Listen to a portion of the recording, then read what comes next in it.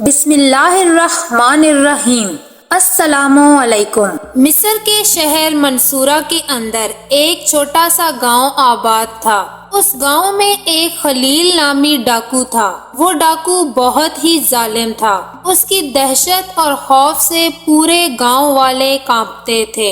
حتیٰ کہ بہت سی روایات میں یہ بھی ملتا ہے کہ ایک دفعہ امام صاحب نے اس کو ہدایت کرنے کی کوشش کی تاکہ وہ برے کاموں سے رک جائے، کیونکہ امام صاحب نے اس کے اندر رحم دلی دیکھی تھی۔ خلیل نامی ڈاکو میں ایک بہت بڑی صفت تھی کہ وہ اپنے گاؤں کے کسی بھی آدمی سے کچھ بھی نہیں لوٹتا تھا، حتیٰ کہ گاؤں میں موجود غریب لوگوں کی مدد بھی کیا کرتا، لیکن اس کے ساتھ ساتھ وہ بہت ظالم بھی تھا۔ اس ڈاکو نے امام صاحب کو پورے گاؤں کے سامنے رسوا کر ڈالا تھا، اور اب اس کے ڈر کی وجہ سے کبھی خلیل کو کوئی کچھ نہیں کہتا۔ سارے گاؤں والے اس سے تھر تھر کانپتے تھے۔ اسی گاؤں میں انجم نامی لوہار رہتا تھا۔ اس کی ایک خوبصورت اور حسین و جمیل بیٹی تھی۔ اس کی بیوی اس کی بیٹی کی پیدائش کے وقت ہی وفات پا گئی تھی، اور ساری زندگی انجم نے محنت مزدوری کر کے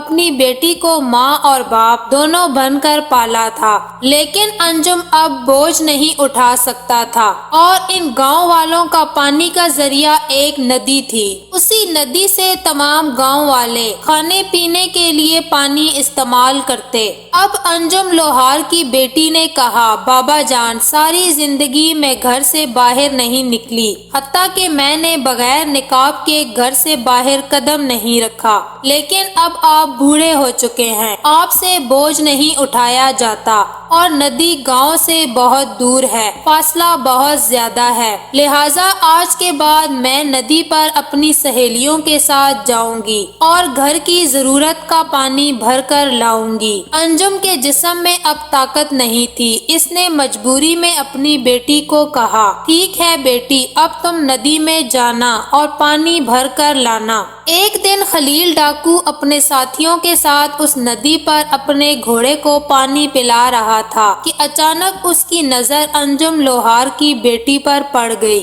خلیل نے اپنی زندگی میں کبھی اتنی حسین و جمیل لڑکی نہیں دیکھی تھی۔ وہ اس کو دیکھ کر پاگل ہو چکا تھا۔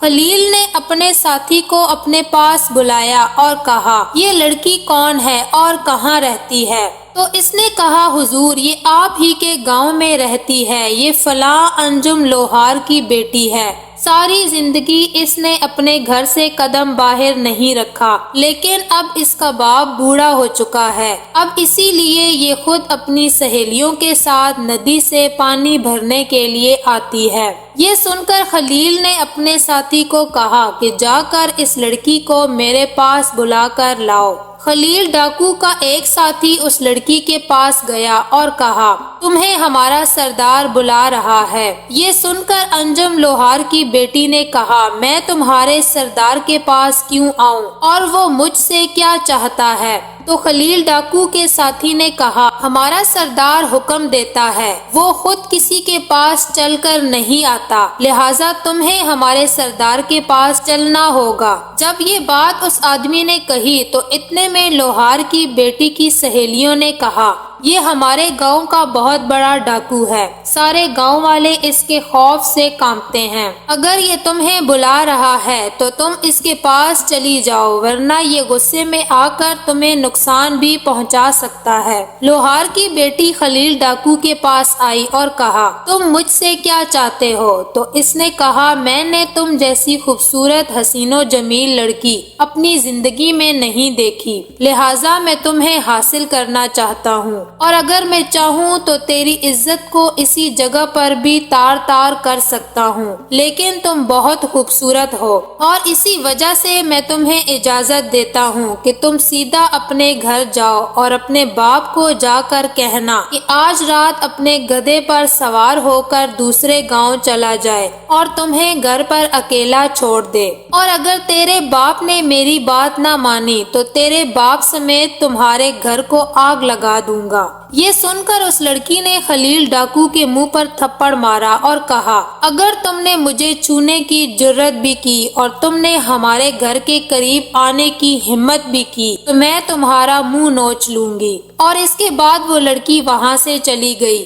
جب لوہار کی بیٹی نے اس کو تھپڑ مارا تو اس کی سہیلیوں نے سمجھا کہ اب خلیل اس کو یہاں ننگا کر دے گا، لیکن اس نے ایسا کچھ نہ کیا اور غصے سے صرف دانت پیستا رہا۔ اس کے ساتھیوں نے کہا، حضور اگر آپ اجازت دیں تو ابھی اسی لڑکی کو ننگا کر دیں گے۔ تو خلیل نے کہا، ایسا بالکل نہیں کرنا۔ اس کے بعد خلیل نے اپنے ایک سپاہی کو پیغام بھجوایا کہ جا کر انجم لوہار کو کہو، آج کی رات تم اپنے گدھے پر سوار ہو کر دوسرے گاؤں چلے جانا اور اپنی بیٹی کو اکیلا گھر پر چھوڑ دینا، اور اگر تم نے ایسا نہ کیا تو خلیل ڈاکو آج رات تمہارے گھر کو آگ لگا دے گا اور تم دونوں کو زندہ جلا ڈالے گا۔ خلیل ڈاکو کا پیغام لے کر جب اس کا ساتھی انجم لوہار کے پاس پہنچا تو انجم لوہار خوف سے کانپنے لگا اور بہت پریشان ہو گیا کہ اب یا تو ہم دونوں کو زندہ جلنا ہوگا یا پھر اپنی بیٹی کی عزت کو تار تار کرنا ہوگا۔ انجم لوہار اپنی بیٹی کے پاس گیا اور اس سے ساری بات بیان کی تو اس کی بیٹی نے کہا،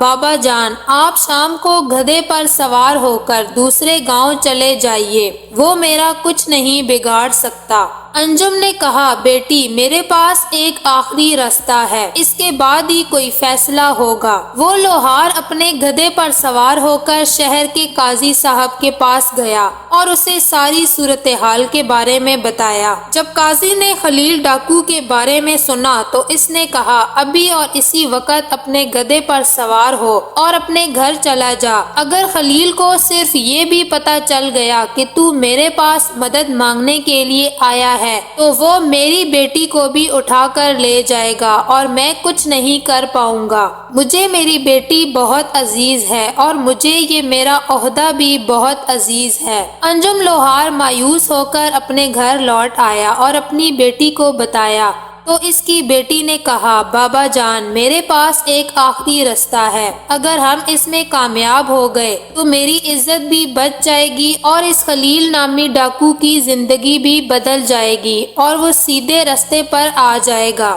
یہ سن کر لوہار نے کہا، بیٹی تم کیا کہنا چاہتی ہو؟ تو اس کی بیٹی نے کہا، بابا جان بے شک خلیل بہت ظالم ہے اور بہت بڑا ڈاکو ہے، لیکن اس کے اندر میں نے رحم دلی بھی دیکھی ہے، اس کے اندر میں نے ایک اچھا انسان بھی چھپا ہوا دیکھا ہے۔ لوہار نے اپنی بیٹی سے کہا، تمہاری اس بات کا کیا مطلب ہے؟ تو لوہار کی بیٹی نے کہا، بابا جب خلیل ڈاکو نے ندی کے پاس مجھے کہا کہ آج کی رات میں تمہارے ساتھ گزارنا چاہتا ہوں تو میں نے اس کے چہرے پر تھپڑ رسید کر دیا، اور جب میں نے اسے تھپڑ مارا تو اگر وہ چاہتا تو وہیں مجھے نقصان پہنچا سکتا تھا، لیکن اس نے یہ کرنا بہتر نہیں سمجھا۔ اس کے اندر چھپے اچھے انسان نے کہا کہ یہ کرنا صحیح نہیں ہے، اور اگر اتنا بڑا ڈاکو جس کے نام سے بڑے بڑے شہر کے قاضی تھر تھر کانپتے ہیں، اس ڈاکو کو میں نے تھپڑ مارا لیکن اس نے مجھ پر ہاتھ نہیں اٹھایا، مجھے اس کی یہ ادا بہت پسند آ گئی ہے۔ بابا جان میں چاہتی ہوں کہ خلیل ڈاکو کو سیدھے رستے پر لا کر اپنے مذہب کے مطابق اس کے ساتھ نکاح کروں، کیونکہ مجھے اس سے محبت ہو گئی ہے،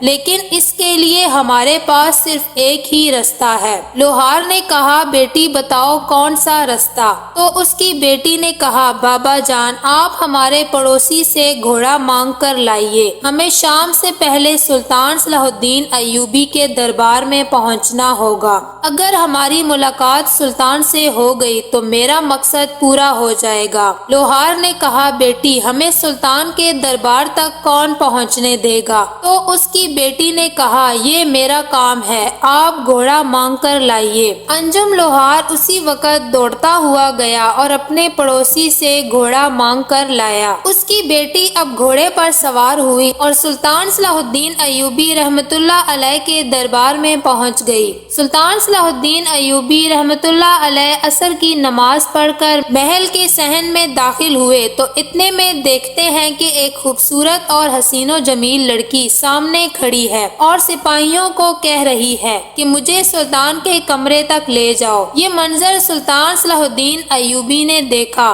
تو حکم دیا، ابھی اور اسی وقت اس لڑکی کو میرے کمرے میں لے کر آؤ۔ جب اس لڑکی کو سلطان صلاح الدین ایوبی کے کمرے میں لایا گیا تو پھر اس لڑکی نے سلطان کو کہا، حضور میری ایک درخواست ہے کہ آپ اپنے قریبی سپاہیوں کو باہر بھیج دیں۔ سلطان بڑے حیران ہوئے کہ آخر یہ لڑکی کیا کہنا چاہتی ہے۔ پھر سلطان نے اپنے سپاہیوں کو کہا کہ تم سب باہر چلے جاؤ۔ سپاہی باہر چلے گئے تو اس لڑکی نے سلطان صلاح الدین ایوبی کو کہا، حضور میں فلاں گاؤں سے آئی ہوں، میں انجم لوہار کی بیٹی ہوں۔ میرے بابا نے ساری زندگی مشکلات میں گزاری اور مجھے عزت کے ساتھ بڑا کیا، لیکن آج رات اگر آپ نے ہماری مدد نہیں کی تو خلیل نامی ڈاکو میری عزت کو تار تار کر دے گا۔ یہ سن کر سلطان صلاح الدین ایوبی طیش میں آ گئے اور کہا، بتاؤ وہ کیا چاہتا ہے؟ تو لوہار کی بیٹی نے سلطان کو شروع سے لے کر آخر تک مکمل بات تفصیل سے بیان کر دی۔ تو یہ سن کر سلطان نے کہا، میں ابھی سپاہیوں کو حکم دیتا ہوں کہ وہ شام کو اس ڈاکو کو پکڑ کر میرے سامنے لے آئیں اور میں اس کا سر قلم کر دوں گا۔ یہ سن کر اس لڑکی نے کہا، حضور میں ایسا نہیں چاہتی۔ تو سلطان نے کہا، جو ڈاکو تیری عزت لوٹنا چاہتا ہے تم اسی کی جان کیوں بچانا چاہتی ہو؟ لڑکی نے کہا، سلطان معظم میں نے اس ڈاکو کے اندر ایک اچھا انسان دیکھا ہے، میں چاہتی ہوں کہ کوئی ایسی ترکیب نکالی جائے جس سے وہ ڈاکو سیدھے رستے پر آ جائے اور میری عزت بھی بچ جائے۔ یہ سن کر سلطان صلاح الدین ایوبی رحمۃ اللہ علیہ بڑی سوچ میں پڑ گئے اور پریشانی کی حالت میں ادھر ادھر ٹہلنے لگے۔ تھوڑی دیر سوچنے کے بعد سلطان صلاح الدین ایوبی رحمۃ اللہ علیہ نے لوہار کی بیٹی کو کہا کہ تم اپنے گھر چلی جاؤ اور گھر جا کر تم اپنے بابا کو کہنا کہ وہ گدھے پر بیٹھ کر دوسرے گاؤں چلا جائے اور گھر سے جانے سے پہلے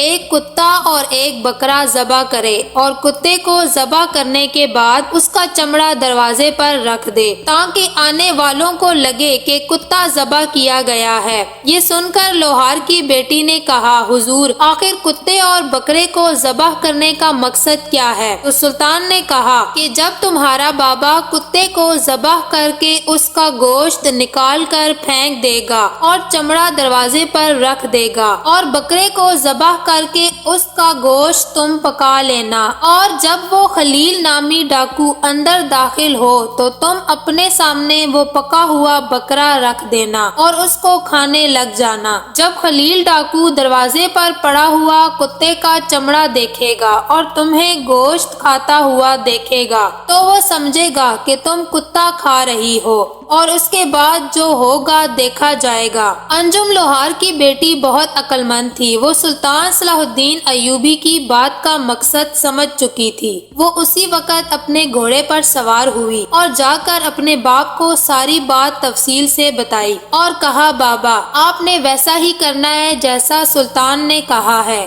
اور انجم لوہار باہر گیا اور ایک کتا پکڑ کر اس کو ذبح کیا اور اس کا گوشت نکال کر پھینک دیا اور اس کا چمڑا دروازے پر رکھ دیا۔ اب ہر آنے والے کو ایسا لگ رہا تھا کہ جیسے کتے کو ذبح کر کے اس کا گوشت نکال لیا گیا ہے، اور اس کے بعد انہوں نے ایک بکرا ذبح کیا اور اس کا سالن بنانے کے بعد اپنی بیٹی کے آگے رکھتے ہوئے انجم لوہار اپنے گدھے پر سوار ہوا اور اپنی بیٹی کی عزت کو اللہ تعالیٰ کے حوالے کرتا ہوا دوسرے گاؤں چلا گیا۔ تھوڑی ہی دیر گزری تھی کہ خلیل ڈاکو کے گھوڑے کی آوازیں آنے لگیں۔ لوہار کی بیٹی اب بکرے کا گوشت اپنے سامنے رکھ کر کھانے لگی۔ جیسے ہی خلیل ڈاکو اندر داخل ہوا تو اس نے دروازے پر پڑا ہوا کتے کا چمڑا دیکھا اور پھر لوہار کی بیٹی کو کھانا کھاتے ہوئے دیکھا تو اس نے نفرت سے کہا، یہ تم کیا کھا رہی ہو؟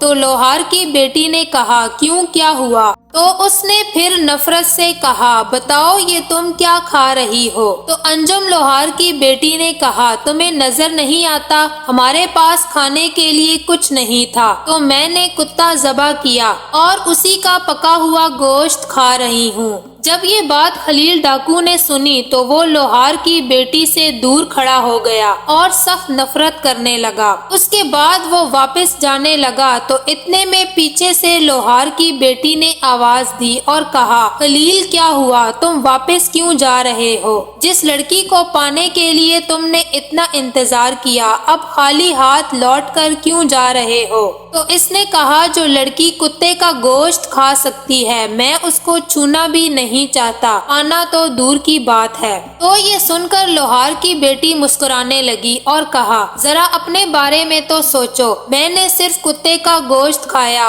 اور تم مجھے ہاتھ بھی نہیں لگانا چاہتے تو خود سوچو جب تم مرو گے تو کیا ہمارے نبی صلی اللہ علیہ وآلہ وسلم تمہیں اپنے سینے سے لگائیں گے جس نے اپنی زندگی میں کتنے لوگوں کو لوٹا کتنے لوگوں کو قتل کیا اور کتنے لوگوں کا خون بہایا؟ کیا تم جیسے انسان کو اللہ تعالیٰ اپنے سامنے آنے دے گا؟ تمہارا اپنے بارے میں کیا خیال ہے؟ کیا اپنے بارے میں کبھی سوچا ہے؟ جب لوہار کی بیٹی نے یہ بات کہی تو اس کی باتیں اس ڈاکو کے دل میں جا لگی۔ وہ وہیں رک گیا اور سوچنے لگا اور دل ہی دل میں یہ سوچنے لگا کہ اس لڑکی نے صرف کتے کا گوشت کھایا اور میں اس سے اتنی نفرت کر رہا ہوں۔ سوچنے کی بات یہ ہے کہ جس انسان نے ساری زندگی لوگوں کی عزت اور مال کو لوٹا حرام مال کمایا اور کھایا جس نے کبھی اپنی زندگی میں ایک نوالا حلال کا نہیں کھایا